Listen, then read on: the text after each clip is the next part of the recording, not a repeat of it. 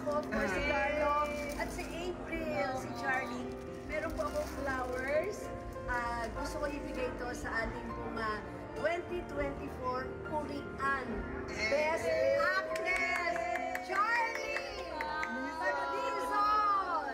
Aquino? Thank you, Tita. Keep up the good work. Proud of you. Yes! Goal.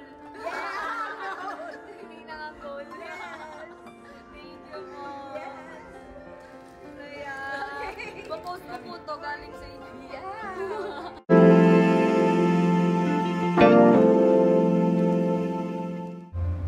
Vilma Santos nag-dinner kasama ang kanyang mga inaanak sa kasal na sina Charlie Dizon at Carlo Aquino. Bago ang lahat, huwag niyong kalimutang mag-subscribe at pindutin ang notification bell para maging updated sa ating mga susunod na videos. Ngayong gabi ay ibinahagi ni Vilma Santos ang kanilang naging bonding moments pagkatapos nilang kumain ng dinner. Ito ngang si Vilma ay isa sa mga ninang sa kasal ni na Charlie at Carlo.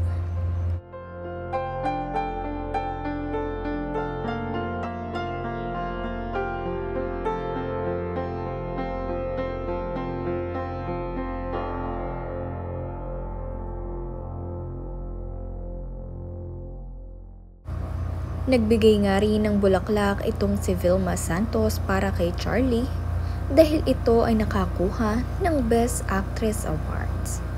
Bago nga ito ikasal, kaya naman proud na proud sa kanya ang kanyang ninang Vilma Santos at binigyan niya ito ng bouquet of flowers bilang pag-appreciate sa talent nito.